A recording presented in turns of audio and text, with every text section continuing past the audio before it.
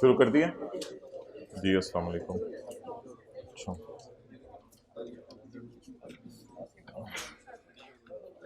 Chapter 8 निकालें। Chapter 8 question 46 निकालें।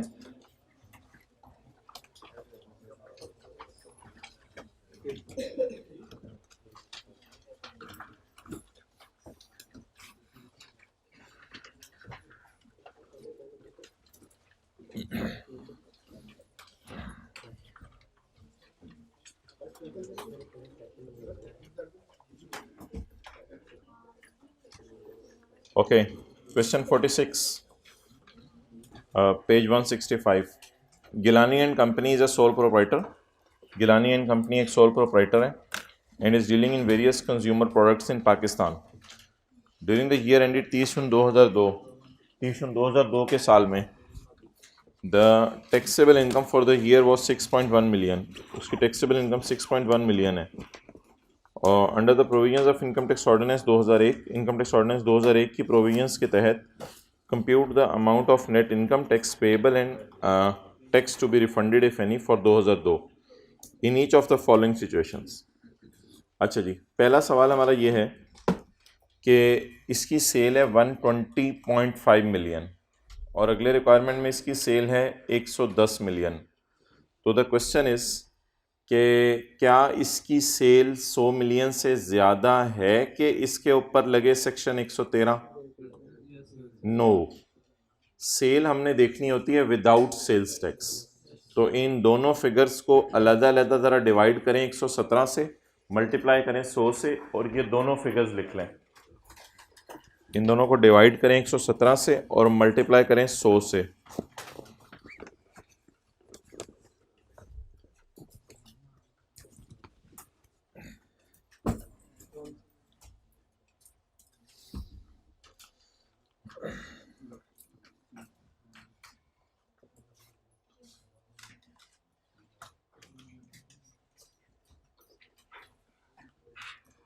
I hope आप इन्हीं फिगर्स पे पहुंच गए होंगे।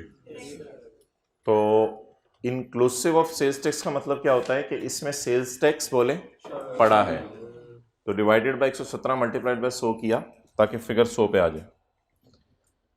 आप ज़रा बताएं, क्या इन दोनों की सेल 100 मिलियन से ज़्यादा है? नहीं, बिल्कुल।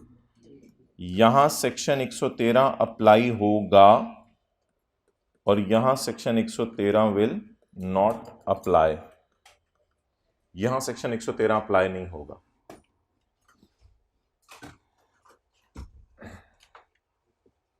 Okay, next. एक ही दफ़ा थोड़ा आगे हो जाए, तो हर 1 मिनट बाद इस तरह होना पड़ेगा। ओके, इतने से जगह से एक बंदा नहीं बैठ सकेगा, तो एक ही दफ़ा थोड़ा सा आगे होना पड़ेगा। अच्छा, नेक्स्ट। अब सवाल ये है कि हमने मिनिमम टैक्स जब लगाना है सेक्शन 113, तो सेक्शन 113 लगाने के कॉन्सिक्वेंसेस क्या होंगे? तो मोहतरम, सेक्शन 113 लगाने के कॉन्सिक्वेंसेस ये होंगे कि आप दो तरीके से टैक्स निकालेंगे, एक नॉर्मल तरीके से और एक सेल का 1.25%। तो जो सेल का 1.25% होगा उसके साथ हम बोलेंगे कम से कम इतना टैक्स तो दे दो। चलें जी, अब मुझे बताएं इसकी नॉर्मल तरीके से इनकम कितनी है? Taxable income 6.1 million. तो चैप्टर 4 में जाएं और 6.1 मिलियन पे टैक्स कैलकुलेट करें। जल्दी जाएं चैप्टर 4 में, टेबल नंबर 1 लगाएं।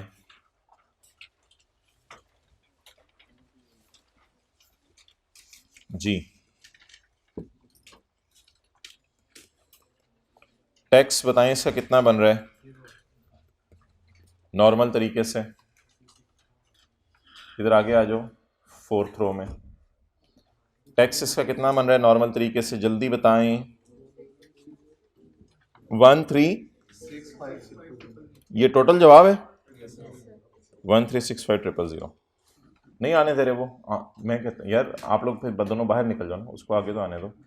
अच्छा, अब लगाएं सेल का 1.25%, सेल का 1.25%।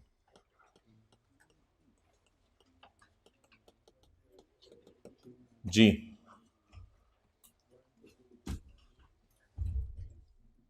ये कितनी देर में आप लोग रनिंग में आएंगे? एंड पे बैठे हैं आप, एंड पे बैठे हैं आप। 1 2, वरना वो हाइब्रिड वाला रूम फ्री है बिल्कुल, पता नहीं उधर हाइब्रिड वाले भी शायद बिला पूछे इधर बैठ गए, मुझे तो ये फीलिंग आ रही है। 1 2 7 3 9 3 1 2 3 9 3। ये जी सेल का 1.25% आ गया। ओके आप बता दें ये बंदा नॉर्मल तरीके से टैक्स दे या सेल का 1.25%? ये बंदा नॉर्मल तरीके से टैक्स दे या सेल का 1.25%? कम से कम हुकूमत कहती है 12 लाख तो दे दो, कम से कम 12 लाख तो दे दो। वो बंदा पहले ही 13 लाख लेके आ रहा था, तो वो बंदा 13 लाख लेके आ रहा था, गवर्नमेंट ने कहा कम से कम 12 बोल के गवर्नमेंट चुप कर गई, नहीं नहीं चलो 13 ही आने दो। तो आप बताएं गवर्नमेंट को टैक्स कितना जमा कराएगा? 13 लाख। और कोई कैरी फॉरवर्ड शेरी फॉरवर्ड का सीन नहीं होगा इसमें। ओके क्यों? इसलिए कि जो नॉर्मल है वही पेएबल है। बोले जो नॉर्मल है वही पेएबल है। भाई आप हाइब्रिड के हैं, आप पहले नंबर, हाँ तो उधर जाए ना, जो जिस क्लास के उसमें जाए। जी आप फिजिकल की, इधर आ गए हैं फर्स्ट रो में। ओके थर्ड रो में भी जगह बना दें, फोर्थ में।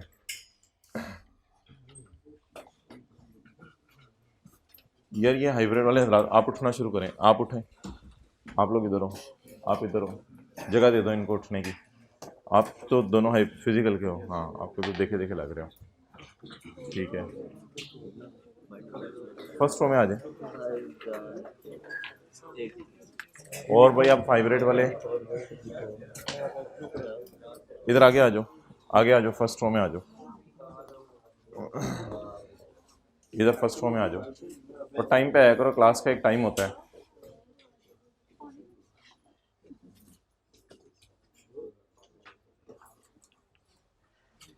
अच्छा जी दूसरा मोहतरम बताएं, दूसरी दफ़ा निकलवाएं जी टैक्स नॉर्मल तरीके से, जल्दी जल्दी वही वाला निकलाएगा ना, 1365,000। क्या मैं इसका सेल का 1.25% लगा के चेक करूं या सेल का 1.25 लगाने की ज़रूरत नहीं है? कम कॉपीज दो ना, 20-25 पकड़ाओ। अच्छा चलो ठीक है, तो सेल का 1.25% लगाऊं या लगाए बगैर ही चला दूं काम? चलें जी मेरी तरफ से सोल्यूशन मुकम्मल हुआ। ये जी इस बंदे के टैक्सेस थे जो इसने जमा कराने हैं।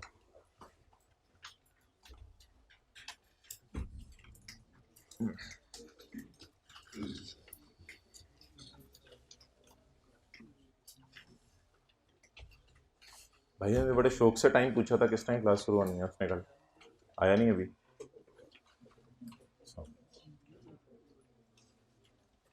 ओके चलें जी आगे।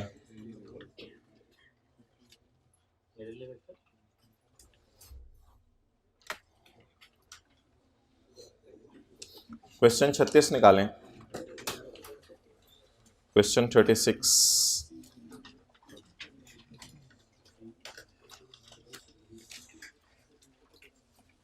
अंडर द, इधर पहली रो में आ जाओ दोनों। Under the provisions of income tax ordinance 2001 certain persons are required to pay the tax. कुछ लोगों ने टैक्स पे करना है 1.25% ऑफ सेल का। Explain the term turnover. Turnover की डेफिनेशन दे दें number 1। Number 2 list the persons who are required to pay minimum tax. वो लोग बताएं जिन्होंने मिनिमम टैक्स पे करना है। And number 3 discuss the rules related to carry forward of minimum tax. Minimum tax के कैरी फॉरवर्ड के rules बताएं। बताओ नहीं, यू विल बताओ। अच्छा पेज 156, तो एक्सप्लेन द टर्म टर्नओवर। ये जी टर्नओवर की डेफिनेशन है। Then list the persons who are required to pay minimum tax. Minimum tax किन लोगों ने पे करना है?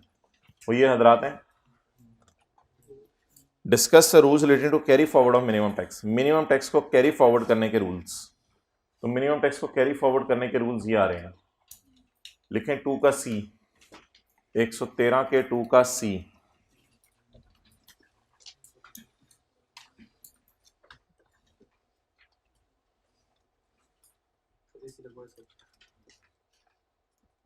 एसी चला दें यार.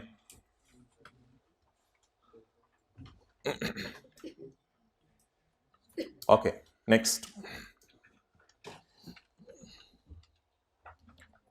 ये नोट्स बांटे गए हैं. ऑनलाइन वाले हजरात इनको डाउनलोड कर लें और किसी एक्सटर्नल डिवाइस में रख लें. ये करीबी दुकान से जाके प्रिंट ले आएं.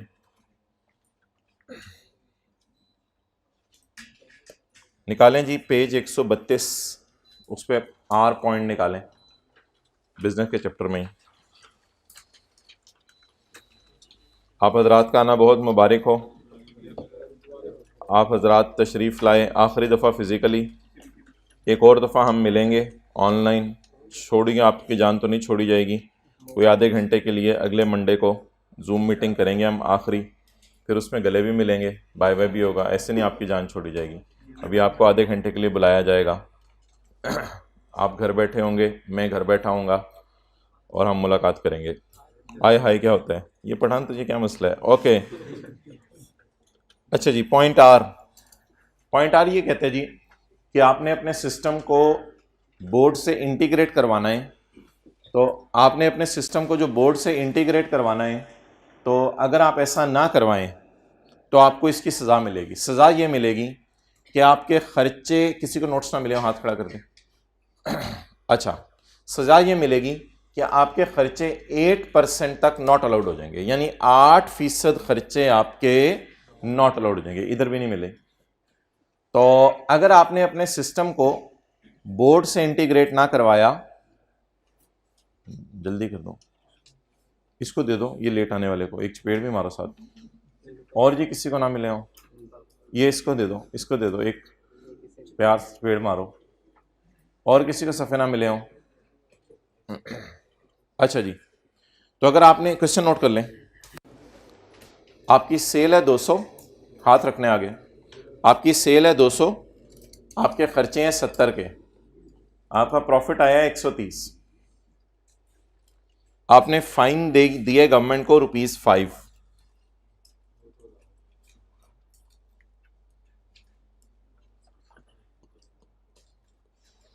और आपका सिस्टम नॉट इंटीग्रेटेड, आपका सिस्टम बोर्ड के साथ इंटीग्रेटेड नहीं है. लास्ट वाली क्लास को 3:30 बजे फारिग कर दिया गया था. इंशाल्लाह आपको भी 3:25 तक फारिग कर दिया जाएगा.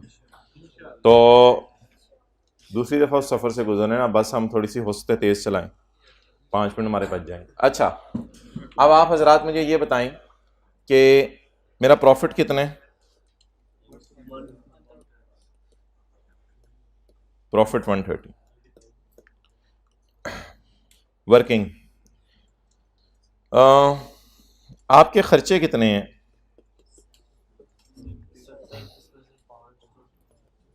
पहले तो ऐड करें ना फाइन.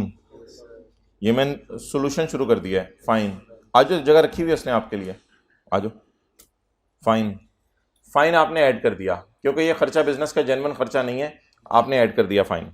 नेक्स्ट, अब बताइए मुझे, लॉ कहते 8% तक खर्चे नॉट अलाउड कर दो इस बंदे को. अब हमारे खर्चे कितने हैं? खर्चे 70, इसमें से 5 तो लॉ मेकर की नजर में खर्चे ही जाली हैं.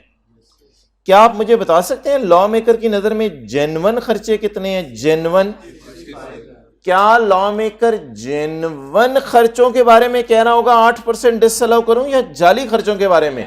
नहीं, जाली खर्चे तो वैसे ही जाली है ना, ये तो लॉ मेकर की नजर में खर्चा ही नहीं है. जैसे मैंने पकड़ा 70 में से मैंने थप्पड़ मार के 5 को तो वैसे ही फारिग कर दिया, मेरे खर्चे ही 65 हैं. जैसे गाड़ी की कॉस्ट होती थी ना 80 लाख, तो हम 5 लाख को ऐसे फेंक देते थे नीचे, क्योंकि ताकि उसकी कॉस्ट कितनी बच जाए, 75 लाख. अब मुझे बता दें टोटल खर्चे कितने हैं? 70. इन पे 5 रुपए पे तो लॉ की कोई और प्रोविजन लग रही है, इसलिए 5 को तो वैसे ही यहां से फारग कर दें। पीछे खर्चे बचे कितने? 65 के जो खर्चे हैं उनका 8% आप क्या कर दें? Not allowed. तो अब आप मुझे बता दें नॉट अलाउड वर्किंग में कितना निकला एज पर सेक्शन 21 का आर लगाया है मैंने। मुझे पता है वो भी नॉट अलाउड है, लेकिन नॉट अलाउड 21 के आर के मुताबिक कितना निकला जी? 5.2।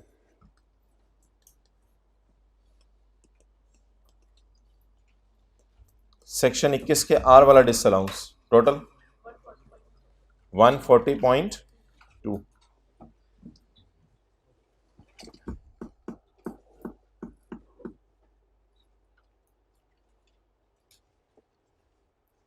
तो फोकस करें जरा, मुझे बताएं खर्चे जो नॉट अलाउड में आपने डालने हैं कौन से डालने हैं? जेन्युइन खर्चे भी हमारे 8% नॉट अलाउ कर देगा। वैसे जेन्युइन खर्चे क्यों नॉट अलाउ कर रहा है? जेन्युइन हमारे खर्चे तो 65 हैं, अल्लाह का शुक्र है। ये क्यों नॉट अलाउ कर रहा है? क्योंकि हमने इंटीग्रेट नहीं कराया बोर्ड के सिस्टम के साथ।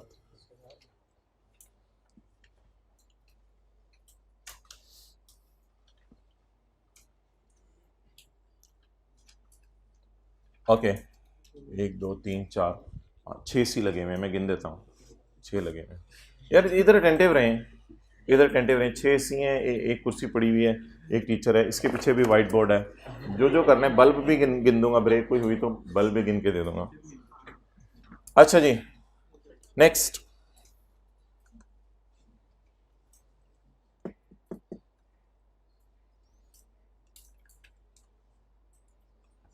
Mara, will you take 1 year to note it down? शुद्ध इमारत तो पे। अच्छा जी, सेक्शन 75A निकालें। सेक्शन 75A भाई खुदा के लिए आंखों की अलाइनमेंट इधर रखें, किसी की तरफ मत देखें। कोई इधर नहीं बैठा हुआ पूरी क्लास में, अपने उसमें अटेंटिव रहें। अब जिसने जिसकी तरफ देखा मैं दोनों को बाहर निकाल दूंगा। कभी कोई कुछ कर रहा है, कभी कोई कुछ कर रहा है। सेक्शन 75A पेज नंबर 149, घर से निकाल के लाया, सवाल लगता ही नहीं मुझे। 154 और 1980 की किताबें रखी हुई हैं किसी ने? 140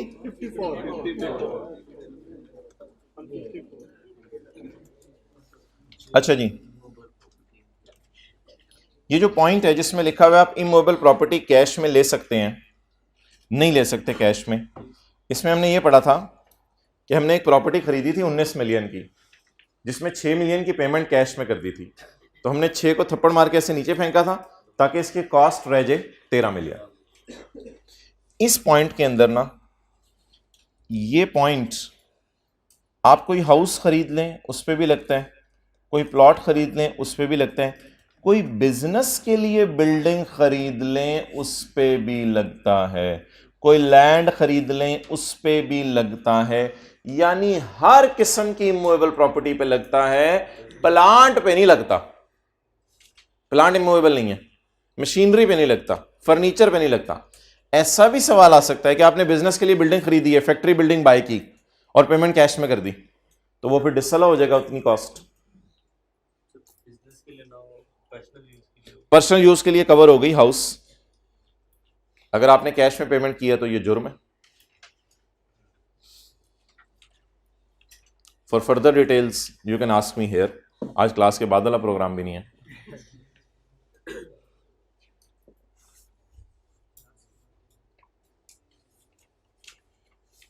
ओके नहीं मैंने कहाँ जाना है। अच्छा, जो भी सवाल हुए आपके क्लास के मिड वाली ब्रेक में पूछ लीजिएगा। इंशाल्लाह हम ब्रेक करेंगे, एक बड़ी ब्रेक करेंगे आधे पौने घंटे की। ओके अच्छा मोहतरम,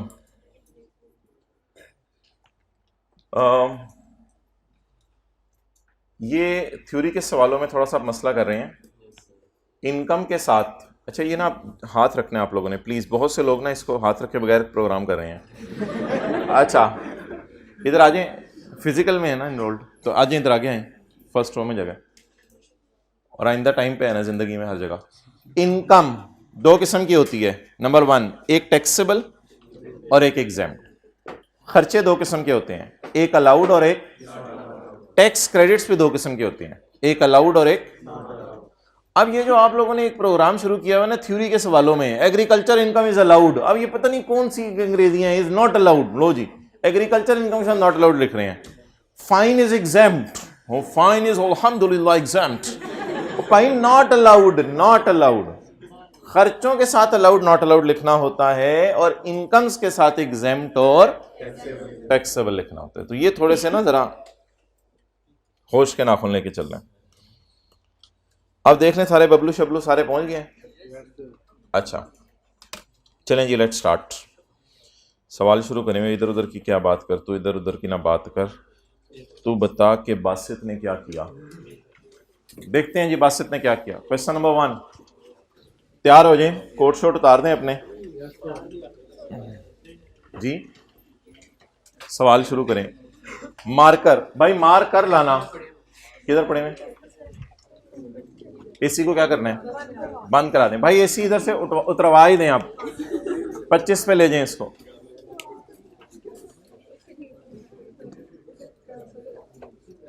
वर्किंग 1, इनकम फ्रॉम सैलरी।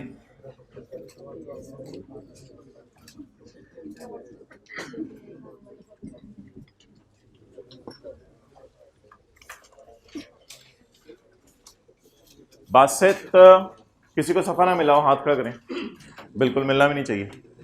बस for the purpose of this question सफे ला दो यार। For the purpose of this question assume that today is 31 अगस्त 2022। इस बात का क्या मतलब होता है? टुडे इज 31 अगस्त 2022, आज 31 अगस्त 22 है, ये तो मतलब है मैं, हाँ मतलब ये है कि 30 जून 22 का न्यूमेरिकल है, 30 जून 22 का न्यूमेरिकल है, और हम 31 अगस्त पे खड़े हैं। क्योंकि आपको पता है ले आओ एक ही दफा ले आओ रिमोट, साथ हीटर भी ले आओ, लगा दो जहां जहां चाहिए। अब तो इतनी गर्मियां आ गई हैं कि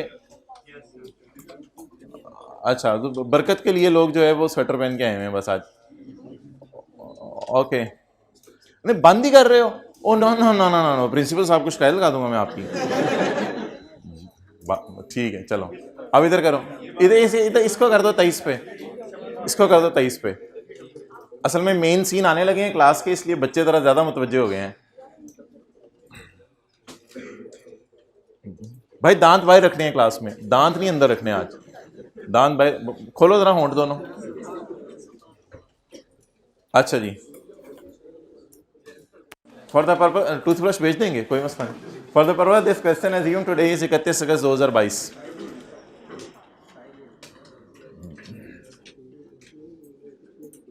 Basit senior manager eight master limited resign. Basit master limited को छोड़ के चला गया ऑन 31 जनवरी 2022, 7 महीने नौकरी करके।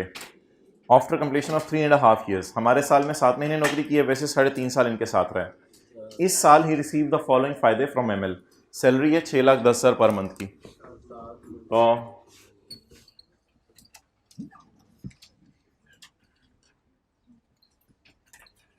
जी एंड पे नजर आ रहे हैं, जरा हाथ का करते हैं, फॉन्ट साइज मैंने सही रखा हुआ है। 6,10,000 तरफ 7 42 रुपीज इन 1000 लिख दें ऊपर, 4270।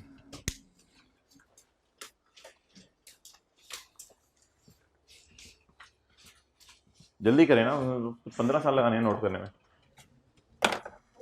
तस्वीर तस्वीर की ऑप्शन कोई नहीं होगी, ये बीच बीच में वर्किंग्स मिटती रहेंगी और नई वर्किंग्स आती रहेंगी। भाई आप फिजिकल में एनरोल्ड हैं, आ जाए फिर। Allowance equal to 5% of salary, उसको अलाउंस मिला सैलरी का 5%। खुले दिल से और मुस्कुरा के जगह दिया करें, जहां जगह होगी वहीं मैं बुलाऊंगा बंदे को। An allowance equal to 5% of salary, जो सिर्फ और सिर्फ खर्च हुए in performing the official duties, उसको अलाउंस दे रहे हैं 5% ऑफ सैलरी, जो कि ऑफिशियल ड्यूटीज के लिए है। तो हम जाएंगे सैलरी के चैप्टर में, और सैलरी के चैप्टर में हम वही तस्वीर देखेंगे जो परसों की क्लास वालों को दिखाई है। लेवल आप हमारा देखें कि दोनों जगह एक ही। अच्छा, तो ये एक तस्वीर है जो आपके मोबाइल में कहीं वो बहुत पुरानी सेव हुई है। अब तो डेटा भी वॉश हो गया है। अलाउंस या तो ऑफिशियल ड्यूटी के लिए होगा या ऑफिशियल ड्यूटी के लिए नहीं होगा। अगर अलाउंस ऑफिशियल ड्यूटी का है और ये मंथली मिल रहा है या परसेंटेज ऑफ सैलरी के तौर पे मिल रहा है, तो ऐसी सूरत में आपने इस अलाउंस को टैक्सेबल कर देना है। लेकिन अगर कोई अलाउंस वन ऑफ टाइम है तो फिर इसको टैक्सेबल नहीं करना। तो क्योंकि ये अलाउंस सैलरी का पार्ट एंड पार्सल बन के मिल रहा है, इसलिए इसको हम क्या कर देंगे, टैक्सेबल। तो अलाउंस कितना है जी, 5% of salary, 5% of 4270 to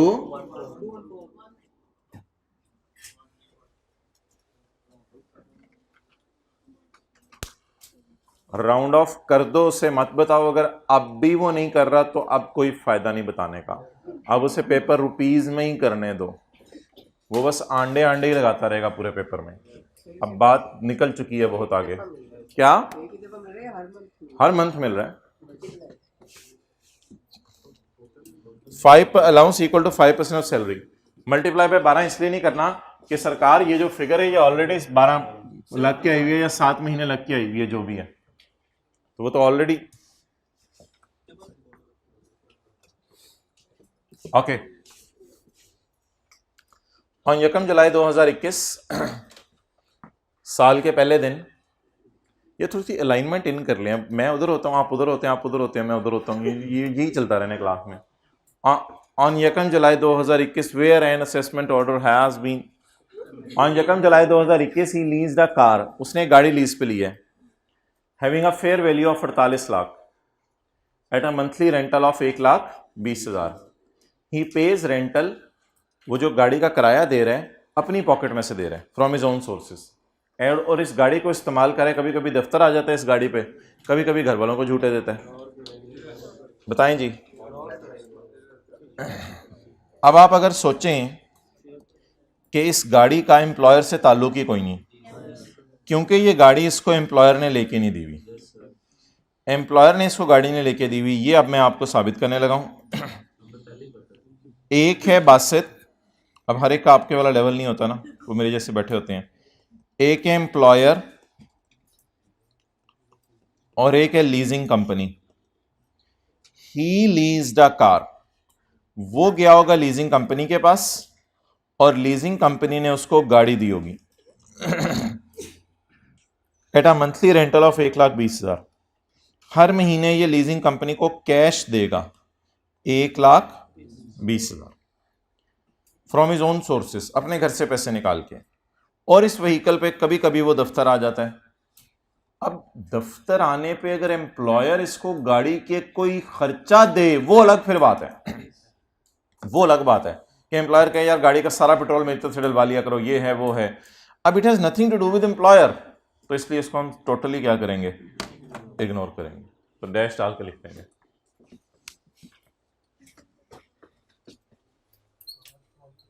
leased car dash, amount भी लिखने की जरूरत नहीं है, अब सैलरी का डाटा ही नहीं है, सैलरी में जो दे रहे हैं लिख दें लीज्ड कार ऑफ ₹48 लाख, इस तरह कुछ लिखना, लिख दें। ओके भाई, ये नोट्स चाहिए 2 कॉपीज इधर।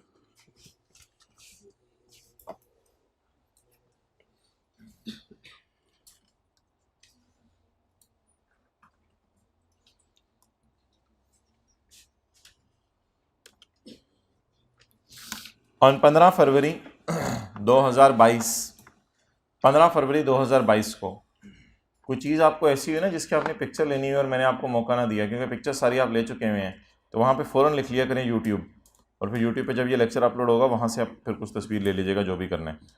तो पॉइंट 4, ऑन 15 फरवरी 2022 यानी कब, एक्सेलेंट, रिज़ाइन होने के 15 दिन बाद। ये मैं मुँह से सुनना चाह रहा था, हर कोई अपनी अपनी इंटरप्रिटेशन करके बैठा होता है इधर। 31 जनवरी को रिज़ाइन किया उसने, रिज़ाइन करने के 15 दिन बाद ही receive the following payments from ML as final settlement. ML ने जाते जाते कहा यार जाते जाते ब्रो ये ले जाओ। हमने कहा क्या जान देने लगे एम्प्लॉयर अपनी, चाचे पेड़।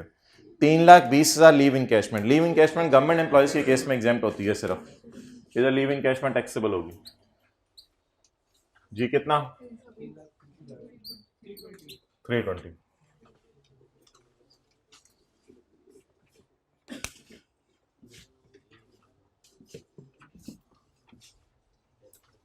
आगे जी 22 लाख रुपए गोल्डन हैंडशेक के पैसे आ रहे हैं। Golden handshake is a separate block income, लेकिन इस पर नॉर्मल तरीके से भी टैक्स लगा के देखते हैं, लेकिन बड़े वाले न्यूमेरिकल में दोनों तरीके से करना हमारे लिए फिजिबल नहीं होगा, इसलिए हम इसको सेपरेट ब्लॉक ही लिया करेंगे। लेकिन इट डजंट मीन कि इसको न्यूमेरिकल के फेस पे ना डालें, इसको फिलहाल न्यूमेरिकल के फेस पे डालें। गोल्डन हैंडशेक जी 2200, लेकिन अपने क्वेश्चन पेपर पे लिख लें सेपरेट ब्लॉक। क्वेश्चन पेपर पे उन चीजों पे कुछ लिखते जाइएगा जिनको बाद में भी कुछ करना है, तो इनको बाद में भी हम कुछ करेंगे।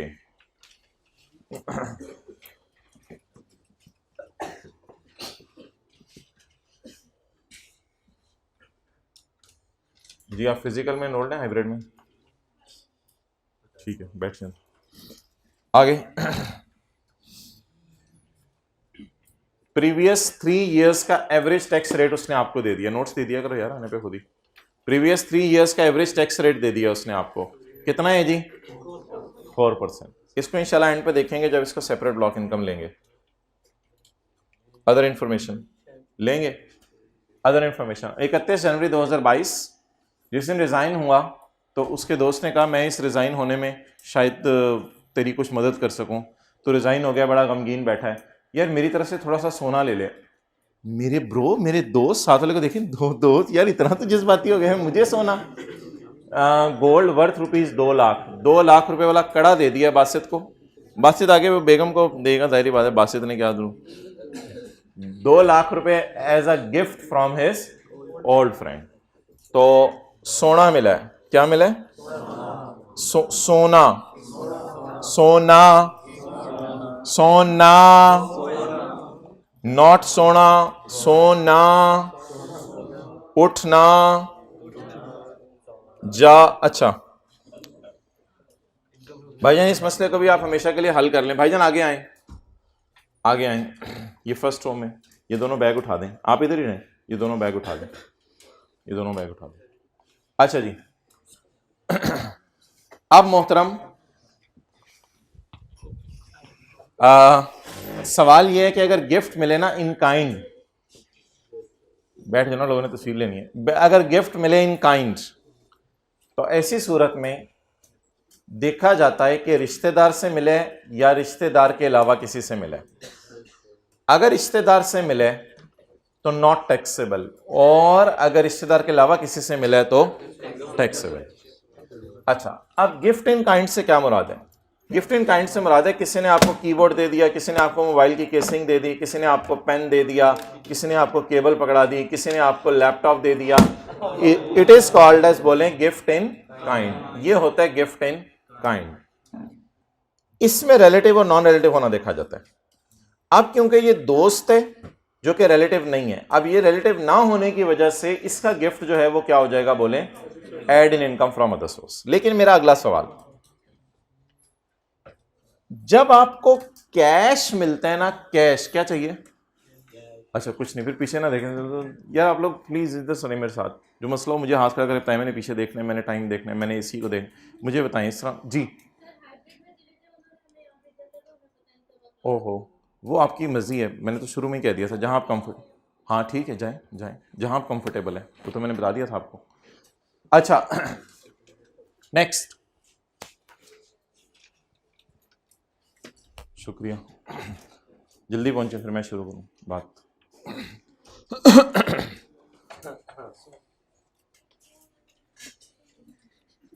ओ भाई इन दिनों के अंदर सर को जाने का टाइम नहीं होता, तुसी मोबाइल ते लगे हो सरकार,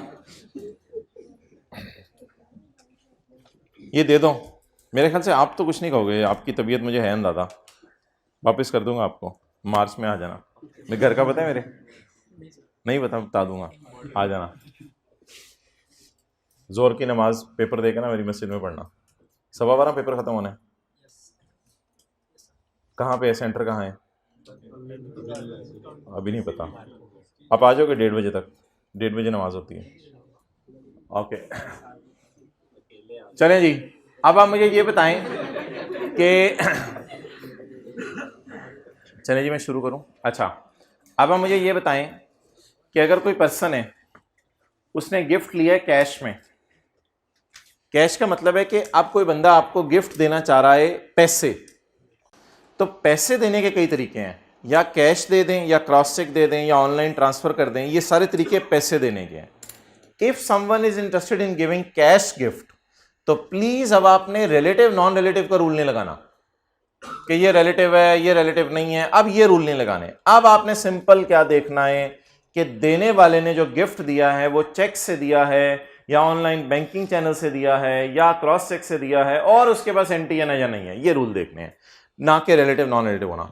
तो अक्सर पेपर में सवाल आता है, उसकी वालिदा ने, उसकी ग्रैंड मदर ने पैसे दिए, तो ये बच्चे ये वाली प्रोविजन खोल लेते हैं। ना ना ना, जिस मर्जी ने पैसे दिए, पैसों पे कौन सा वाला रूल लगेगा?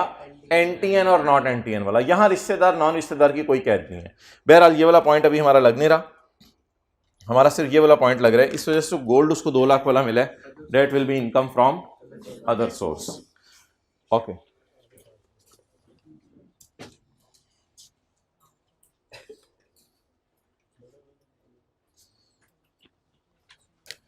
एहतियातन एक लाइन में छोड़ा हूं, पेपर में और कोई चीज आ गई। Working to income from other source, gold from friend जी 200।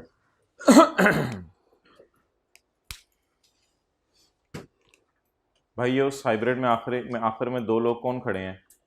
या बैठे हैं या जाएं, या जो भी करना है डिसाइड करें जल्दी।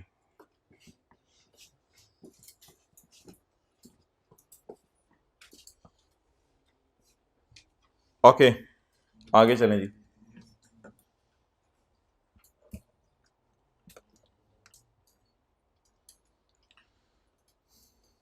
He rented out a building along with plant and machinery and sustained a loss of 4,50,000। Building का प्लांट एंड मशीनरी के साथ किराए पे देना कौन सी इनकम है? बोले, income from other source. Rental from building and plant and machinery. जी बताएं। 450। ये जो अदर सोर्स का हेड है या कोई भी हेड है, तो उसमें आपस में तो प्लस माइनस करने की इजाजत है ना। जैसे कैपिटल गेन में प्राइवेट कंपनी पे लॉस आ जाए, ज्वेलरी पे गेन आ जाए, तो आपस में प्लस माइनस करने की इजाजत है। अभी लॉसी के चैप्टर के रूल ना लगाएं। लॉसी के चैप्टर के तब रूल लगेंगे जब किसी हेड का टोटल हो।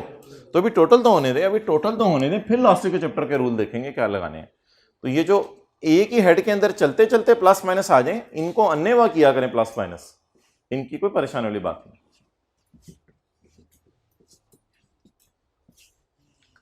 आगे जी, ऑन 1 अप्रैल 2022 जनवरी में वो रिजाइन कर गया था। फरवरी मार्च के अंदर उसने जो है वो पाकिस्तान की सैर की, और 1 अप्रैल को ही लेफ्ट, वो चला गया इस दुनिया को छोड़ के, नहीं, for UK and join Oliver Limited as an employee. Joined as an employee, इसका मतलब है वहां नौकरी करने गया है। At a monthly salary of Great Britain pound 3200, उधर भी जाके 3200, full stop. He remained abroad till end of year, और साल के एंड तक वो बाहर के मुल्क ही रहा। अल्हम्दुलिल्लाह, बड़े फख्र से बता रहे कि मेरी सैलरी पे कोई टैक्स नहीं कटा। अब मोहतरम, जब भी पेपर में आ जाए फॉरेन सैलरी, तो 2 रूल है। जब भी आ जाए फॉरेन सैलरी तो 2 रूल है। या तो आप बाहर के मुल्क में फॉरेन सैलरी के ऊपर टैक्स पे कर दो, फिर तो बहुत ही आला है। लेकिन अगर आप बाहर के मुल्क में फॉरेन सैलरी के ऊपर टैक्स पे ना करो, और आप सिटीजन हो, और साल के आखिरी दिन पाकिस्तान से बाहर हो, इन दोनों में से यानी या तो आप टैक्स पे कर दो, एक बात यह है। दूसरी बात, या आप साल के आखिरी दिन बाहर हो और सिटीजन हो, इन दोनों प्रोविजन में से जो मर्जी लग रही हो, आपकी फॉरेन सैलरी क्या हो जाएगी? माफ हो जाएगी। लिखें पेज 101 अपने नोट्स के ऊपर। पेज 101 पर दोनों प्रोविजन हैं, अल्लाह का शुक्र है।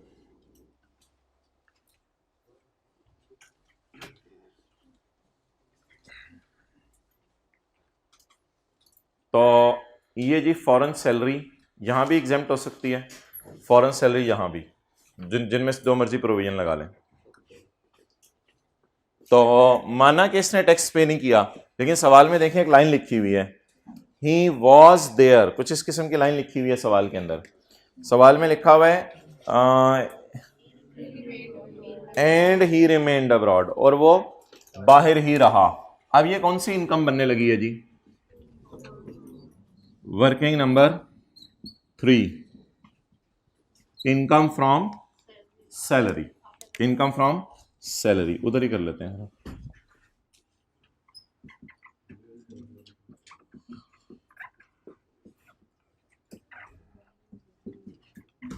इसमें हमने ये देखा था कि आई कैप खाली सैलरी का लफ्ज़ लिख रहा है इनकम फ्रॉम सैलरी की बजाय, लेकिन एब्रीविएशन यूज नहीं करा IFS, खाली सैलरी का लफ्ज़ लिख रहा है। फॉरेन, फॉरेन सोर्स की बजाय आप खाली फॉरेन भी लिखेंगे तो चलेगा काम पेपर में। अच्छा जी, आप बताएं सैलरी कितनी है? ग्रेट ब्रिटेन पाउंड कितने हैं? 3200। अनलकीली रेट अगली एडजस्टमेंट में दिया हुआ है 0.4 में। ये रेट देखें जी, ग्रेट ब्रिटेन पाउंड एक कितने का है? पाकिस्तानी 250 रुपए का। यानी अगर आप पाकिस्तानी, आपके पास 2 लाल नोट हो और एक पर्पल नोट हो, तो आप जाके 1 ग्रेट ब्रिटेन पाउंड के मालिक बन सकते हैं। अच्छा जी, आप बता दें जी फॉरेन सैलरी कितनी है? 3200 पर मंथ है, 3200 पर मंथ है। महीने अप्रैल मई जून ब्रेक, 3 महीने। 3 से मल्टीप्लाई क्या करेंगे? 3 से मल्टीप्लाई करेंगे क्या आ जाएगा? 3 महीने की बाहर के मुल्क की करेंसी में सैलरी आ जाएगी। लेकिन इसको एक और रेट से मल्टीप्लाई करना पड़ेगा, 250 से। कितना?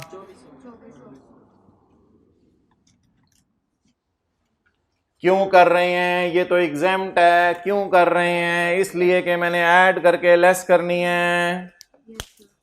हमें DOG ने बाइट नहीं किया कि हम कैलकुलेशन कर रहे हो, हम इसे यूज करेंगे। आज सारे DOG सोए हुए हैं, हमने सुबह सुबह क्लास शुरू कर दी है। ओके, तूने बुलाया है किसी को? मुझे ऐसे क्यों देख रहा है? सारे सोए हुए हैं। ओके जी, वहां सिटीजन लिखा हुआ है तो एज्यूम करेंगे ये सिटीजन है। ऐसा कहीं कोई ऐसा नहीं लिखा हुआ कि ये नॉन सिटीजन है, ये सिटीजन होगा। सिटीजन होता है पाकिस्तान का ID कार्ड हो, लिखते ना एज्यूमिंग सिटीजन, अच्छी बात है। एज्यूमिंग सिटीजन नीचे यहां छोटा सा एज्यूमिंग सिटीजन 0.4 वाई, इग्नोर नहीं करना, ऐड करके लेस करना है। एग्जाम में को शो करनी है चीजें, हम शो करने जा रहे हैं उधर। आप समझ रहे हैं हम बैठने जा रहे हैं सिर्फ। वाइल रिजाइडिंग इन यूके में रहते हुए Basit served as a visiting faculty member. उसने विजिटिंग फैकल्टी मेंबर के तौर पे सर्व किया किसी यूनिवर्सिटी में। वहां से उसने 1500 रुपए कमाए फ्रॉम यूनिवर्सिटी और उसने खर्चे किए 500 रुपए के। विजिटिंग फैकल्टी मेंबर का मतलब है किसी शाम को क्लास लेने चला जाता होगा, सुबह तो नौकरी कर रहा है ना, संडे को क्लास ऑन कर लेता होगा, इस किस्म का स्टोरी कर रहा है। उधर जाके भी पाकिस्तानी गेम ऑन कर दिया इसने, संडे को क्लासें। Withholding tax deducted by university amounted to GBP इतने। विद होल्डिंग टैक्स उस पर बाहर के मुल्क के अंदर जो है वो कटाए 225। अच्छा जी, अब मुझे बता दें क्या इसको मैं बिजनेस इनकम में डालूं या अदर सोर्स में? सैलरी नहीं होती, याद रखिएगा। विजिटिंग फैकल्टी मेंबर जो है वो आपका एम्प्लॉय नहीं होता। ये सिर्फ थोड़ी सी देर के लिए जब आप रिक्वेस्ट करती है ऑर्गेनाइजेशन तो पढ़ाने आता है, तो बिजनेस में ना डालें इसको, बेहतर है इसको इनकम फ्रॉम। और ये जो 2 एग्जेम्पशंस अवेलेबल है ना, ये सिर्फ तब अवेलेबल है जब आप फॉरेन सैलरी कमा रहे हैं। अगर आप बाहर के मुल्क में कैपिटल गेन चाइना कमाएं, बिजनेस इथोपिया कमाएं, अदर सोर्स ग्रेट ब्रिटेन कमाएं, अदर सोर्स लंदन में कमाएं, डेट ऑल इज टैक्सेबल। हाँ, इस पे जो आपने फॉरेन कंट्री में टैक्स पे किया उस पर टैक्स माफ हो जाएगा। तो 1500 माइनस 500, कमाया कितना? 1500, खर्चा कितना किया? 500। उस यूनिवर्सिटी ने टैक्स कितना काटा? इसको एंड पे लिखेंगे, इसको लिख लें एंड पे, फॉरेन टैक्स रेट। 2 चीजें हो गई हैं, एक हमने ये हाईलाइट कर ली है 4% का रेट नहीं वो नहीं होगा ना, वो मुझे ही करना पड़ेगा, आपकी तरफ से नहीं होगा। इसको लिख अब हो गया सही। अच्छा अब इसको लिख लें, एंड पे टैक्स क्रेडिट 225 को।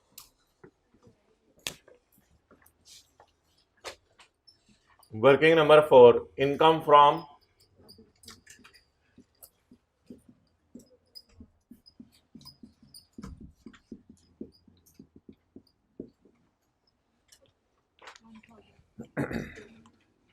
अच्छा जी, या प्रॉफिट निकाल दें या आप रेवेन्यू में से खर्चे अलग अलग माइनस कर दें। तो मैं रेवेन्यू में से खर्चे माइनस कर रहा हूं, डायरेक्ट प्रॉफिट निकाल रहा हूं। रेवेन्यू कितने, खर्चे पर मंथ टाइप तो कोई चीज नहीं लिखी हुई। 1500 माइनस ये 1000 रुपया क्या आ गया, ग्रेट ब्रिटेन पाउंड जो आपको बचे। अब आपने इसको किससे मल्टीप्लाई करना है, रेट से। रेट बोले 250।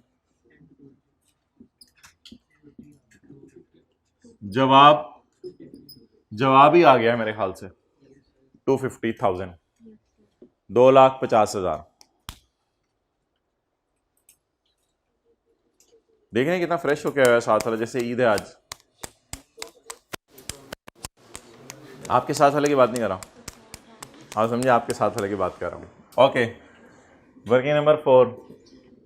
भाई जनाब पीछे देख रहे हैं, मैं कहा उन दोनों को, आपको और उसको दोनों को निकाल दिया जाएगा क्लास से।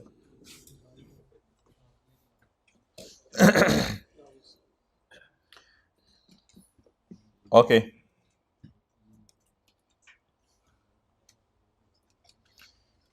इस साल ही अच्छा जी, एवरेज एक्सचेंज रेट है यकम अप्रैल से 30 जून तक का, इतना उसने दे दिया। During the year he contributed 5 lakh to an approved pension fund under voluntary pension system rules 2005। यार अब क्या करें, नहीं है कुछ, मुझे पता था आपने पूछने में, ये अभी तक ये सोच रहा था कि आपने पूछा क्यों नहीं।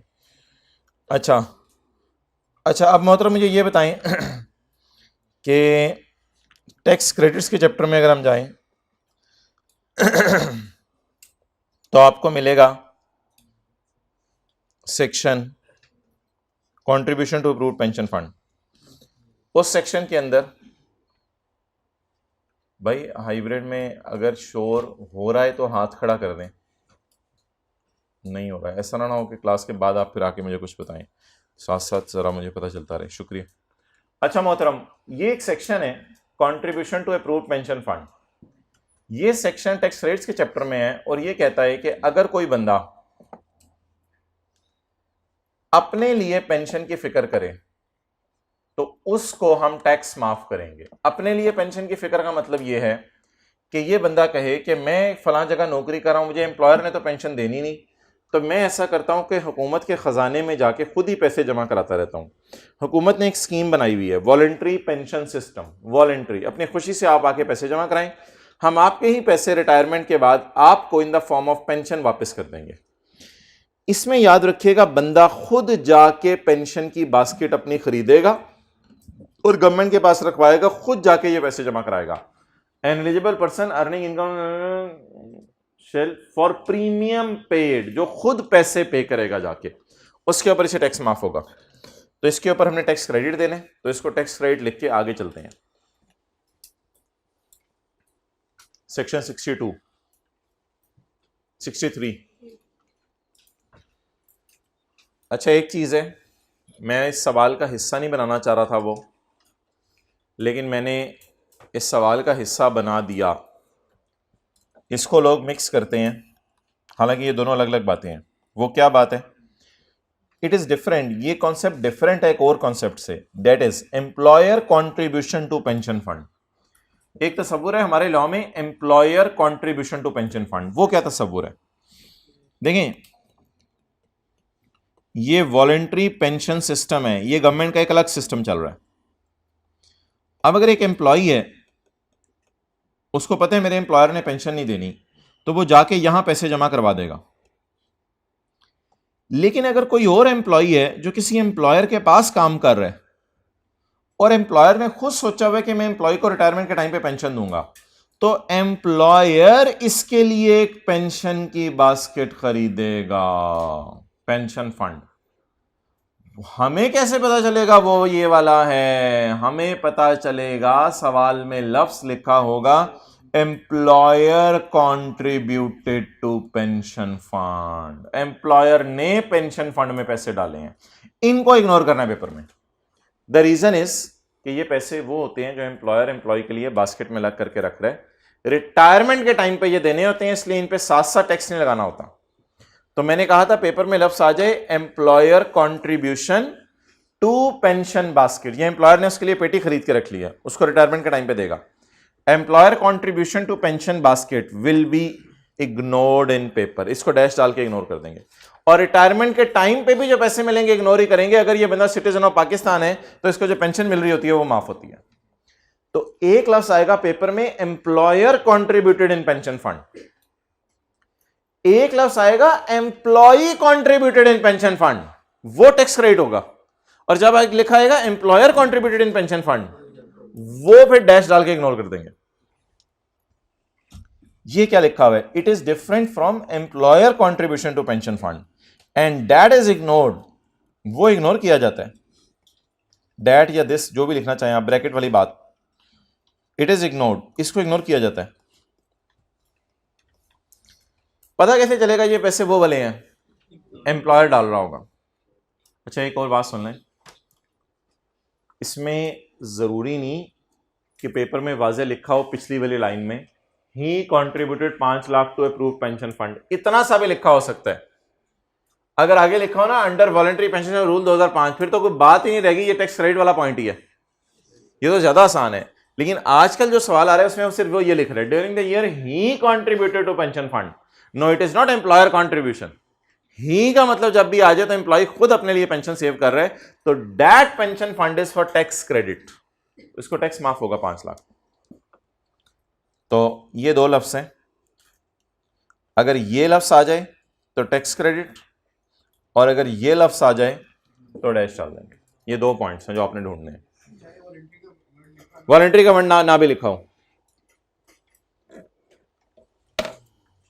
आगे चलें जी। During the year ended 30 June 2022,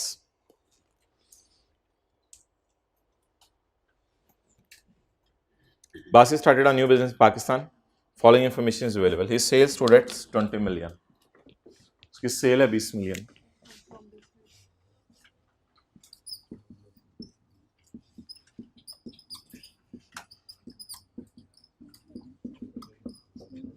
income from business Pakistan source. जी यार ये क्या मसला है? क्या आप अब सोए तो देखना, फिर आपसे करूंगा क्या मैं। सेल दोगी,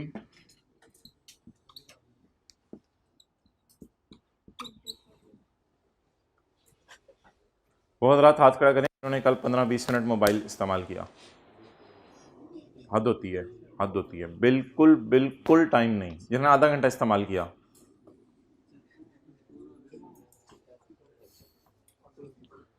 वैसे आई एम रियली अमेज्ड, मैं सीरियसली बता रहा हूँ। हाँ जाए मुंह धोएं, अच्छी तरह धो के आइएगा। अच्छा ये इधर शॉर्टकट लगा लो, दरवाजा खोल के इधर से ही। सेल है 20 मिलियन। मिसलेनियस खर्चे अलाउड होंगे नॉट अलाउड होंगे? अलाउड होंगे, कोई डिटेल नहीं बताई हुई। 0.7 मिलियन है, 0.7 मिलियन होता है 7 लाख। 0.7 मिलियन होता है 7 लाख, और हमने 3 0 काटने हैं क्योंकि हम रुपीज इन 1000 में कर रहे हैं, तो रुपीज 700। सेल से चलते हुए अलाउड खर्चे माइनस कर दें। जैसे इनकम प्रॉपर्टी निकालते हुए ग्रॉस रेंटल में से रिपेयर अलाउंस और इंश्योरेंस और सारी चीज़ें माइनस करते थे, तो सेल से चलते हुए अलाउड खर्चे माइनस कर दें। इनका 2 million on feasibility study of the project. Feasibility study को मंथ बेस पे पोर्शन कभी भी नहीं करना, बस पूरा पकड़ना है और 5 से डिवाइड कर देना है या 20% से मल्टीप्लाई कर देना है। तो पेज नंबर बता दें, जहाँ पे लिखा हुआ है feasibility study falls under the definition of pre commencement, भूल गया था मुझे, प्री कमेंसमेंट का लफ्ज़ आप लोगों ने भी नहीं बोला। Feasibility study falls under the definition of pre commencement expenditure, page number 144 page लिख लें। साथ वाले ने खोल लिया था, एक बंदे ने कहा मैं उधर से ही देख लूँ। अच्छा किया, वक्त बचा लिया, अच्छा किया।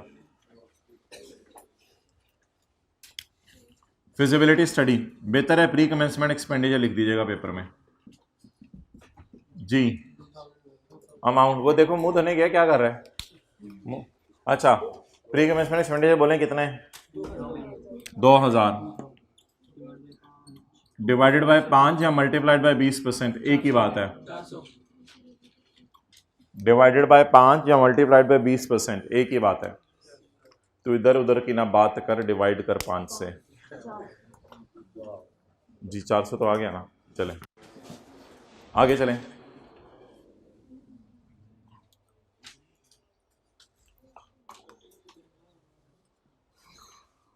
Obtained a 3% loan of AED, ये कहाँ की करेंसी है? दुबई की। Obtained a 3% loan of Dubai 0.4 million AED from UAE bank, United Arab Emirates, on यकम जनवरी 2022। लोन लिया है यकम जनवरी 2022 को, हमारे साल के मिड में, for the purchase of plant. Plant के खरीदने के लिए लोन लिया है। कौन सा स्टैंडर्ड जहन में आ रहा है? IAS 23 जहन में आ रहा है? नहीं नहीं नहीं, ऐसा कोई तसव्वुर हमारे लॉ में नहीं है कि इंटरेस्ट को एसेट की कॉस्ट में डाला जाए। प्लीज़ खुदा के लिए, अगर कोई स्टैंडर्ड आपके जहन में आ रहा है तो सिर्फ इस क्लास में बैठने की वजह से FR1 के असरात आप पे चढ़े हुए हैं, और कोई मसला नहीं है आप में। तो बस ये इसको इग्नोर कर दें, डिलीट कर दें इस बात को जहन से। क्या कि इंटरेस्ट जो है वो एसेट की कॉस्ट में डाला जाता है अंडर IAS 23, लेकिन वो भी तब डाला जाता है जब क्वालिफाइंग एसेट हो। लेकिन ये सारे डिस्कशन तो हमारे लिए है ही नहीं, हम तो इंटरेस्ट को हमेशा एक्सपेंस में डालते हैं। तो इसलिए ऐसी को बात जहन में लाइएगा कि इंटरेस्ट को एसेट की कॉस्ट में डाला जाएगा।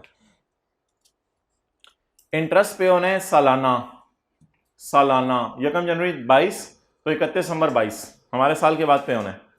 हमारा साल 30 जून 22 को खत्म हो जाएगा, 31 दिसंबर 22 को पहला इंटरेस्ट पे होना है। इंटरेस्ट पेड इज सालाना एंड प्रिंसिपल पेड इज 3 साल बाद। प्रिंसिपल तो वैसे ही 3 साल बाद पे होना है। तो अब सवाल सिर्फ ये रह गया कि मैंने जो इंटरेस्ट कैलकुलेट करना है वो interest, what should I calculate the interest, कितना इंटरेस्ट मैं कैलकुलेट करूं? 6 महीने का इंटरेस्ट कैलकुलेट करूं या पूरे साल का इंटरेस्ट कैलकुलेट करूं? इंटरेस्ट एक जेन्युइन खर्चा है मेरा। अगर मैंने बिजनेस कमाने के लिए लोन लिया है और लोन पर इंटरेस्ट पे किया तो इंटरेस्ट मुझे खर्चे के तौर पे माइनस करने की इजाजत है। अच्छा, अब आप मुझे ये बताएं, अगर मैं 0.4 को लिख दूं 4 लाख AED का लोन, तो क्या ये बात सही है? आई रिपीट, 0.4 मिलियन का मतलब है 4 लाख AED। अगर आप मुझे 4 लाख AED लोन आपने ले लिया बाहर के मुल्क से, तो मैंने 4 लाख फेस पे तो नहीं डालना, इसलिए मुझे 4 लाख पूरा ही लिखने दें। 4 लाख AED मल्टीप्लाइड बाय 3%। जब मैं 4 लाख पे लगाऊंगा 3%, तो ये मुझे क्या निकल आएगा? 1 साल का इंटरेस्ट। ये क्या निकल आएगा? जब मैं लगाऊंगा 6/12 का फैक्टर, अब ये क्या निकल आएगा? 6 महीने का इंटरेस्ट। अब भी जो इंटरेस्ट निकलेगा वो AED करेंसी में निकलेगा। इससे अब मल्टीप्लाई करने में आपके पास 3 ऑप्शंस अवेलेबल हैं। यकम जनवरी का रेट तो बिल्कुल नहीं लगाना, क्योंकि वो तो लोन लेने का रेट है, ना कि इंटरेस्ट के खर्चे का। वो तो लोन लेने का रेट है। लोन को तो मैं बात कर ही नहीं रहा कि लोन पाक रुपीज में आपने कितना लिया।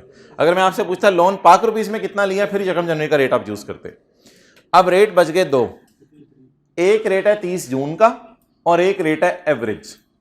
अब हमारे लॉ में ना वाज़े तौर पे कोई गाइडेंस दी नहीं हुई, इसमें लोगों का इख्तलाफ है। कुछ लोग कहते हैं इंटरेस्ट 6 महीने टाइप की चीज़ है कोई, तो बेहतर है कि एवरेज रेट लगा दो। और एक अकाउंटिंग स्टैंडर्ड है IAS 21, उसमें बड़ी वाइज गाइडेंस दी हुई है कब क्या रेट लगाना है, लेकिन हमारे लॉ में गाइडेंस नहीं दी हुई। इनकम टैक्स ऑर्डिनेंस के अंदर। इनकम टैक्स ऑर्डिनेंस में लिखा होता है जब अमाउंट टेक इनटू अकाउंट करें उस वक्त का रेट लगा दें, और कुछ लोगों की राय है कि 30 जून का रेट लगा दें, लेकिन आईकैप ने अपने सोल्यूशन में ये वाला रेट लगाया है 53, क्योंकि आईकैप को फील हुआ है शायद इंटरेस्ट 6 महीने टाइप चीज़ है तो एवरेज रेट लगाना ज़्यादा मुनासिब है, इसलिए उसने एवरेज रेट लगाया है इंस्टेड ऑफ के ईयर एंड का रेट लगाएं, क्योंकि इंटरेस्ट भी 6 महीने टाइप चीज़ है कोई, तो फिर इसलिए रेट भी 6 महीने टाइप का ले लो। कितना है जी बोलें? 53। जो जवाब आएगा वो न्यूमेरिकल के फेस पे मैं 1000 से डिवाइड करके डालूंगा, क्योंकि ये रुपीज में जवाब आएगा। डन? चलें जी, इसको मैं नोट करता हूं, इधर ही नोट करते हैं, पेपर में तो इसी तरह करना ना। इंटरेस्ट, बिजनेस का खर्चा है जेन्युइन, लोन बताएं कितना लिया? 4 lakh AED multiplied by 3% multiplied by 53 जी, 1000 से डिवाइड करके बता रहे हो? 318।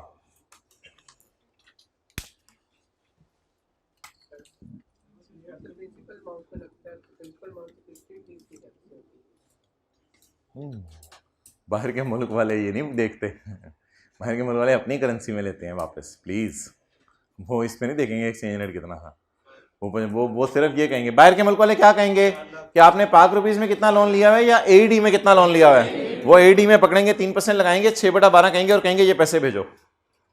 जी बोलो। उसमें लिखा हुआ है कि द करेंसी रेट लगेगा when the amount is taken into account, ये लफ्ज लिखा हुआ है सिर्फ, तो amount is taken into account बजाहिर लग रही है 30 जून 22 को, तो इस पे कुछ लोगों की राय है 55 का रेट लगना चाहिए, क्योंकि अमाउंट आप ये रिकॉर्ड 30 जून 22 को कर रहे हैं, लेकिन कुछ लोगों की ये भी राय है कि इंटरेस्ट कोई एक दिन के टाइप की चीज नहीं होती, ये हर डेप्रिसिएशन टाइप चीज होती है जो फैली होती है 6 महीनों पे, इसलिए कुछ लोगों की राय के मुताबिक 6 महीने का रेट लगता है एवरेज। Okay, over. अच्छा, अब आप मुझे ये बताएं कि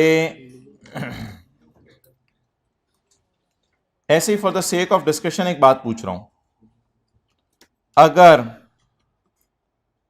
0.1 लोन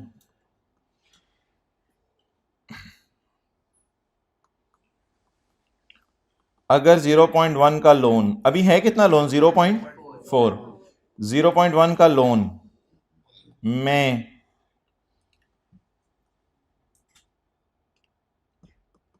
30 अप्रैल को वापस करता तो इंटरेस्ट कैसे कैलकुलेट होता बताएं? अगर 0.1 का लोन मैं 30 अप्रैल को वापस करता तो, लिख लें आप कहीं, अगर 0.1 का लोन मैं 30 अप्रैल को, प्रिंसिपल, अभी प्रिंसिपल कितने सालों बाद पे होने? 3 सालों बाद। ये सवाल से हट के डिस्कशन हो रही है, कहीं साइड पे लिखेगा, ऑनलाइन वाले छोटे भाई की कॉपी ले आए कहीं से। अगर 0.1 अदर इनकम नहीं लिखी हुई, बड़ा 0.1 है, अगर 0.1 का लोन मैं 30 अप्रैल को वापस करता तो इंटरेस्ट कैसे निकलता?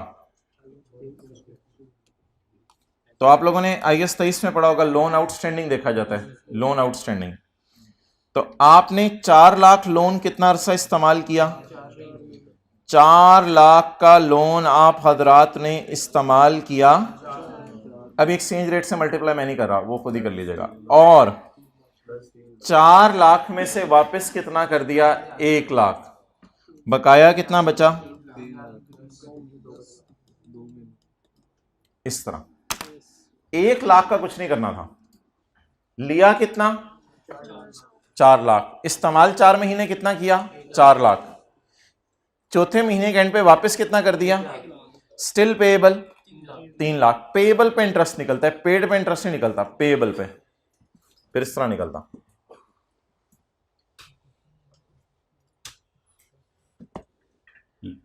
ओके सर, अगर लोन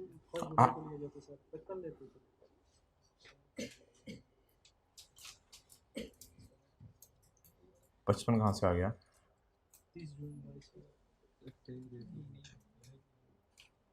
फिर वो एवरेज पूरे साल का रेट देता आपको। फिर वो पूरे साल का देता, ना देता तो फिर मजबूरन 55 ले लेना था। ओके,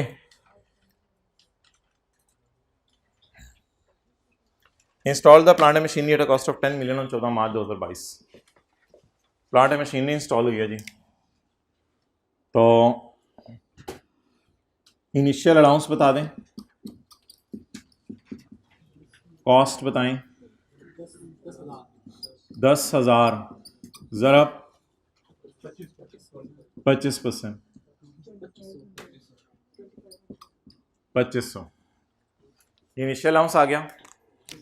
आप बताएं टैक्स वालों की डिप्रिसिएशन, कॉस्ट बोलें 10,000 माइनस इनिशियल अलाउंस, बिल्डिंग के लिए 10, कंप्यूटर के लिए 30, बाकी सब के लिए 15 बोलें 11-25, 11-25 तो नहीं, अभी तो 9-20 हुए हैं। अच्छा अच्छा,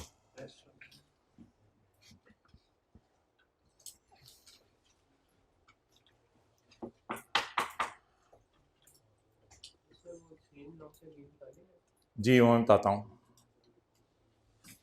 चलें जी टोटल कर दें।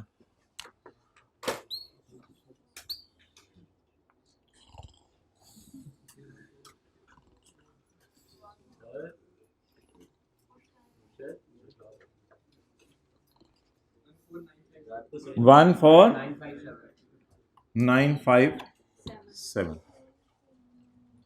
इसका बता दें टोटल। अल्लाहु अकबर, आगे हो आप? मुंह धोने गए थे? अच्छा भाईजान, जिन बैठा हुआ है क्लास में।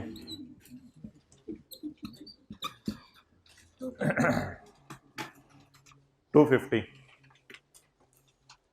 एक्टिव होके बैठे हैं तो, ड्राइवर नहीं गाड़ी चलाते। ओके अच्छा जी, लेकिन बहुत सवारियों की चाय का जिम्मेदार नहीं होता, अपनी चाय का जिम्मेदार होता है वो। ओके, अब मोहतरम एक फटा आ सकता था कि लोन इस साल रीपे हो जाता, वो फिर एक नया मसला शुरू हो जाना था। जागते रहना भाइयों, एक और मसला आ सकता था सवाल में, लोन इस साल क्या हो जाता? अगर लोन इस साल रीपे हो जाता ना, तो लोन की रीपेमेंट पर करेंसी एक्सचेंज गेन लॉस निकालना था हमने, और जो करेंसी एक्सचेंज गेन लॉस होना था उसको पकड़ना था और 10 मिलियन की एसेट की कॉस्ट में एडजस्ट करके रिवाइज कॉस्ट निकालनी थी, और रिवाइज कॉस्ट निकालकर फिर आपने डिप्रिसिएशन की साइड पे जाना था। लेकिन वो सारा भी मैं आपको करवा नहीं रहा, रेफरेंस के तौर पे आपको लिखवा रहा हूं। करवा क्यों नहीं रहा? इसलिए कि हमारे सवाल में करना नहीं। करना क्यों नहीं? क्योंकि लोन 3 साल बाद रीपे होने, हमारे साल रीपे नहीं होना। तो लिखें, हमारे साल लोन रीपे नहीं हुआ, हमारे साल लोन रीपे नहीं हुआ, इसलिए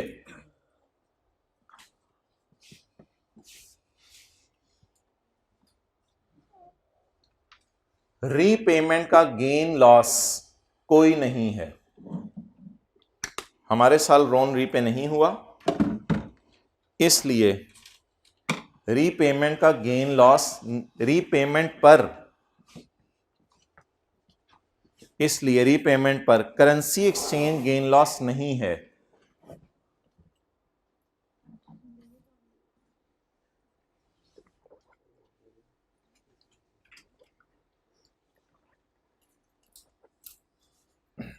अगर लोन रीपे होता, अगर लोन रीपे होता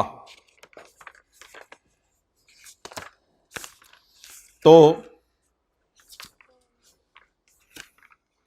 मैं,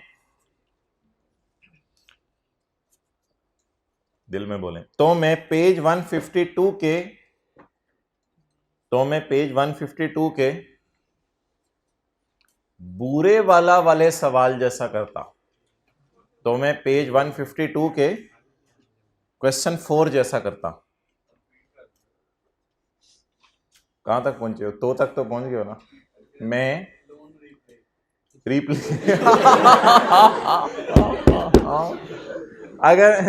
अगर मैं लोन रीपे करता तो फिर पेज 152 के क्वेश्चन 4 बुरे वाला की तरह करता।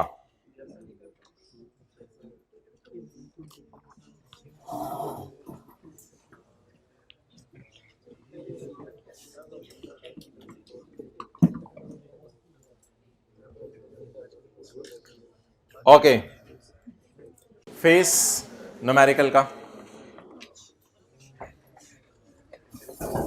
मोहतरमा बुरी, बस पहले कोई और फिक्रा बोले जरा इससे पहले। नहीं, आलिफ आलिफ बा बा चा सॉरी आलिफ, 3 अलिफ है, 3 पाकिस्तान सोर्स इनकम है और 2 फॉरेन सोर्स इनकम है।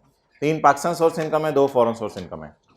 अब ये बुरी बस है, ये अच्छी सवारी है, और ये जो है वो बोले अच्छी बस है। सर अच्छा, बड़े वाले न्यूमेरिकल में भी इस तरह लॉजिक का सोच रहे हैं? नहीं, वो छोटे वालों के लिए था, बड़े वाले न्यूमेरिकलों के लिए CFI। तो सैलरी को बाहर रख दें, 14957 को अंदर बुलाएं और उसमें से माइनस कर दें 250, और फॉरेन इनकम्स दोनों को बारों बारी हम टोटल में डाल देंगे। चलें जी, Mister Basit, income and tax bear on tax year 2022। चलें जी। अल्लाह, अब क्यों भाग लगाए? अच्छा जी,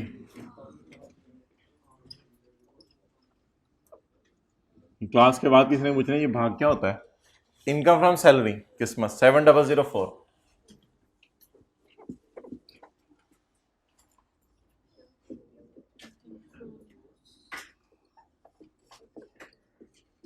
इनकम फ्रॉम बिजनेस कि बस लाके खड़ी करें 14957। लोर लोर लोर कसूर कसूर कसूर पिंडी मियाँ वाली चीचू दी मलियां।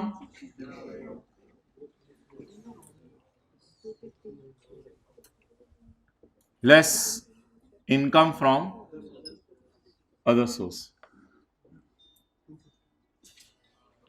तो इन्ना लिल्लाह 14957 माइनस 250। चादर उतार तो देख के मुझे गर्मी लग रही है, डबल डबल ट्रिपल डबल चीजें पहनी है। चलो ठीक है खैर। अच्छा बोलें 14707। अब फॉरेन इनकम्स में जो लॉसेस हैं उनको ऐसे उंगली से पकड़ के नीचे फेंक दें, और फॉरेन इनकम में जो पॉजिटिव है उनको बस ऐड कर दें। दोनों पॉजिटिव हैं।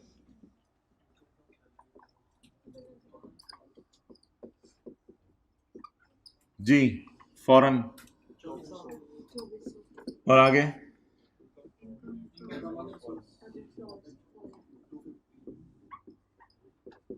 इनकम फ्रॉम, ये मैंने ये डाला है फॉरेन के लिए, पेपर मैंने डाली है वैसे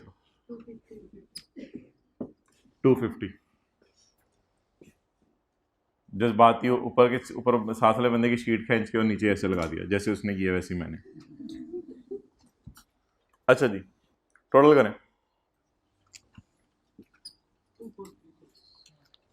वो बच्चे हाथ खड़ा करें जो सुबह से कैलकुलेटर को हाथ नहीं लगाया। हाथ का 1 2 की शर्म या होती है। 24361। बता दें जी आप क्या क्या माइनस करना है। और पुत्र ये एग्जाम्प्ट इनकम तो ने टैक्सेबल करा दी। मैं आपको फिर मशवरा दूंगा, आप लोग यही एग्जाम्प्ट लिख दीजिएगा, क्योंकि सरकार ने कोई और गलती कर जानी है। फिर यही एग्जाम्प्ट लिख दीजिएगा ताकि इधर ही याद रहे।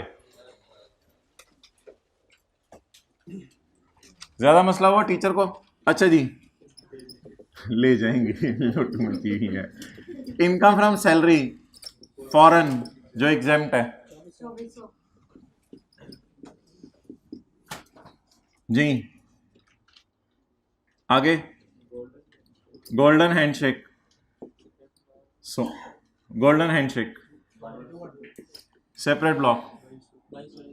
मुझे क्यों निकाला? तुम्हारे पे सेपरेट रेट है, तुम्हारे पे सेपरेट रेट है।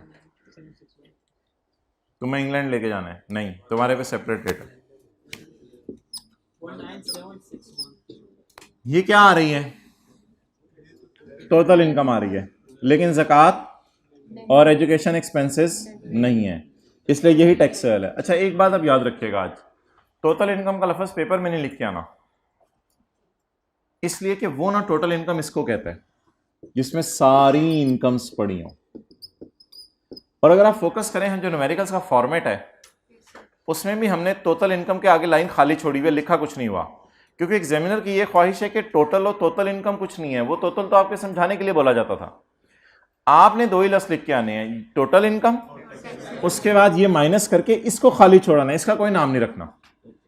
इसमें से फिर ज़कात माइनस करनी है और जो जवाब आएगा डेट इज कॉल्ड एज, लेकिन अभी टोटली टैक्सेबल बन रही है। द रीजन इज टोटल दिल में बोलना है लेकिन सब सफे के ऊपर नहीं लिखना। टैक्सेबल इनकम बोले 19761। ओके, अटेंटिव बशाशत चेहरों पे खुशी, ऐसे जैसे कोई लॉटरी निकल आई है अभी बैठे बैठे। टैक्स निकालें जी, कैलकुलेटर पकड़ें, 19761 पे 75% लगाएं। ओ भाई लगाने तो जा रहे हैं बंदे, लेके इधर ही लगा दें। अगर आज भी कोई ये पूछे कि 75% क्यों लग रहे, तो ब्रेक के बाद आपने उसके साथ नहीं बैठना, बस बात खत्म। बस कुछ उसको कुछ ना कहें, अब कुछ मत कहें उसको, बस रिलैक्स हो जाए अब। बस अगले सेशन में उसके साथ नहीं बैठना आपने। आज भी कोई पूछे कि इस पे 75% क्यों लग रहा है, 19761 पे 75% लगाएं। इसे कंपेयर करें सैलरी से, सैलरी कम, सिर्फ पाकिस्तान सैलरी से कंपेयर करना है, फॉरेन तो वैसे ही ऐड होकर लेस होगी, सिर्फ पाकिस्तान सैलरी से कंपेयर करना है, ये भी याद रखिएगा। तो सैलरी कम, टेबल 1 लगवाएं, छोड़े परे, मुझे बस फिगर ही बता दें जो टेबल 1 में निकली। 6146 यार, आज कड़ाकेदार बोले हो बड़े अरसे बाद। 6146। अच्छा जी, अब यहां पे खड़े होकर थोड़ा सा बैठना है और बैठ के सोचना है कि आगे न्यूमेरिकल के फॉर्मेट में क्या क्या चीजें हैं। उन चीजों को हम देखते हैं और फिर हम आगे चलते हैं। बोले ना तेरी ना मेरी चैप्टर 18 की बात करते हैं, चैप्टर 19 की। ना मैं अभी ना मैं खाकी।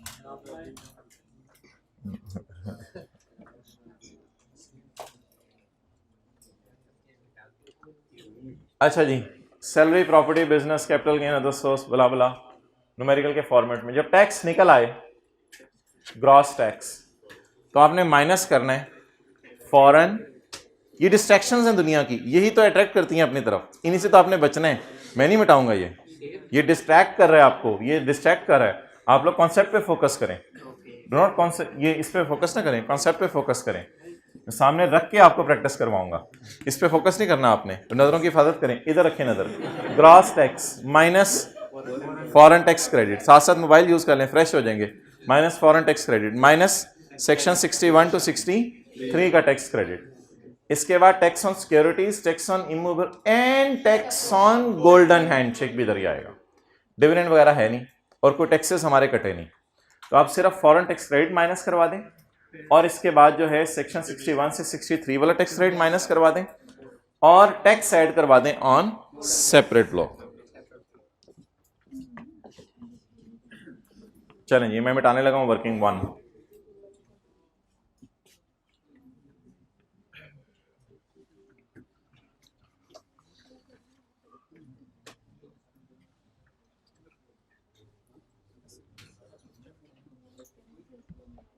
ये मैसेज आते जा रहे हैं, वो ये भारी होता जा रहा है तेरा मोबाइल मेरी जेब में जो गया हुआ है।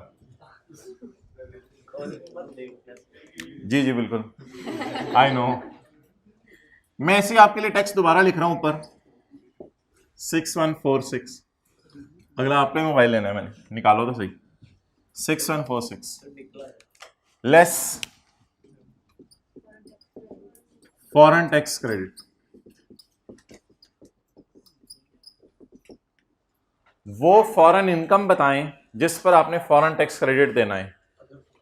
250। इस पे फॉरेन टैक्स क्रेडिट आप देंगे lower of foreign tax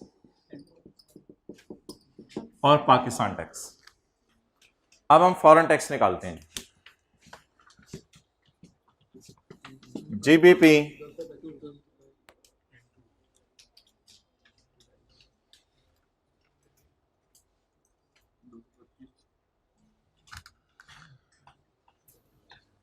GBP 225 foreign country में पे किया। इसको पाक रुपीज में कन्वर्ट करें, इसको पाक रुपीज में कन्वर्ट करें। जीबीपी 225 को पाक रुपीज में कन्वर्ट करें। मेरा मेरा मार्कर देखें किधर पड़ा हुआ है और आप बोल क्या रहे हैं। तो यार हद होती है। 250। आप बताएं क्या जवाब आ रहा है। 56। ये फॉरेन टैक्स आ गया। अब आप निकालें पाकिस्तान टैक्स। 6146 अगर टैक्स है 19761 पे, तो बताऊं से मुराद बैंगन होता है। तो बताऊं कि 250 पे कितना है। मैं बताऊं या आप बताऊं। आप बताऊं। 78। थोड़ा सा फोकस करके बताएं दोनों में लोअर कौन सा है। छा गए हैं आप लोग, लोअर देखना आ गया है। 56। चलें जी, 6146 माइनस 56। वेल डन, कैलकुलेट करना आ गया है। 6090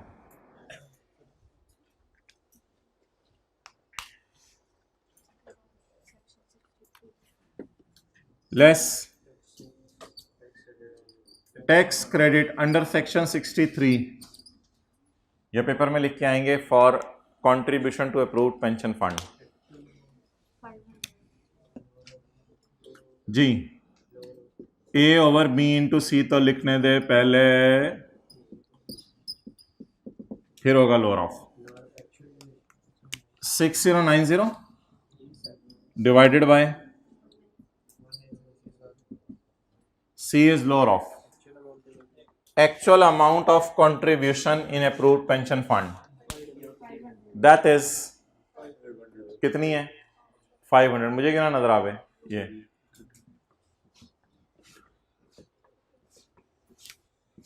500 या 20% ऑफ टैक्सेबल इनकम 19761। क्या जवाब आ रहा है। 20%। 39। इन दोनों में से लोअर को बाहर ले जाऊं या सी ले लूं। ले लें, सी ले लें। 500 ठीक है, गरारियां सेट हो रही हैं तेरी। 6090 डिवाइड बाय 19761 मल्टीप्लाइड बाय 500 150।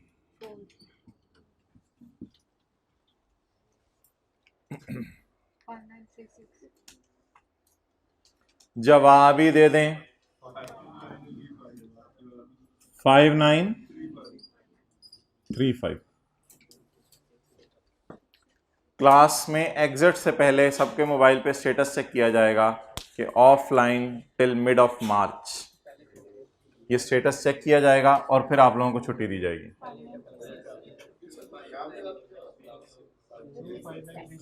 59। अच्छा अब ऐड कर दें tax on golden handshake golden handshake कितना है? इस पे हिम्मत करके लगाएं 4%।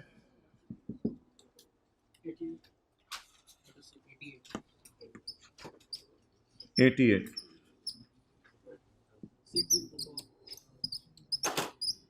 Payable to government 6024।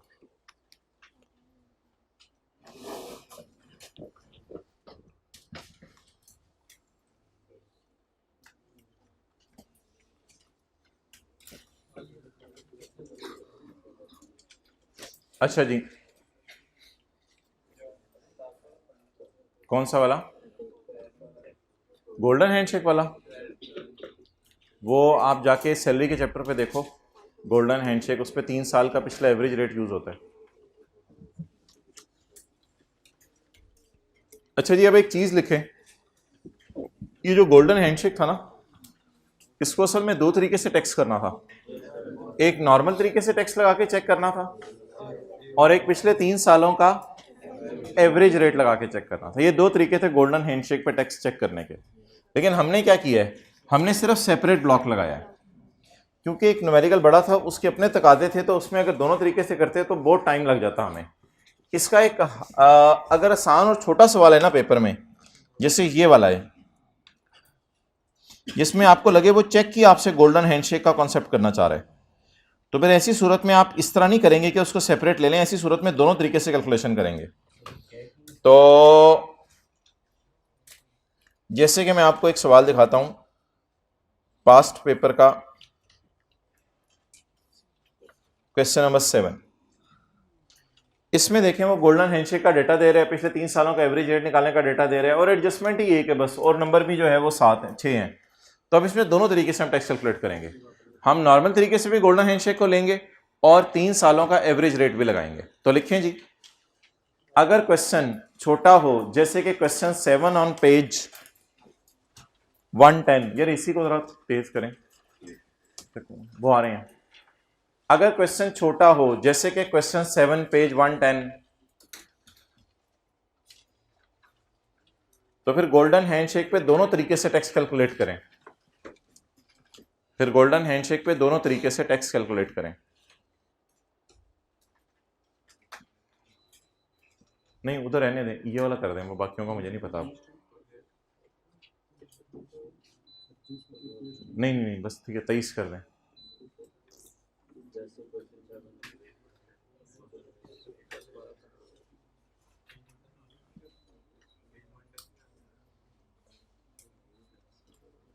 यार यहाँ पे रुकवाओ, पहले वो करो जरा, यहाँ पे रुकवाओ, फिर अगला पार्ट शुरू करवाओ, ताकि वो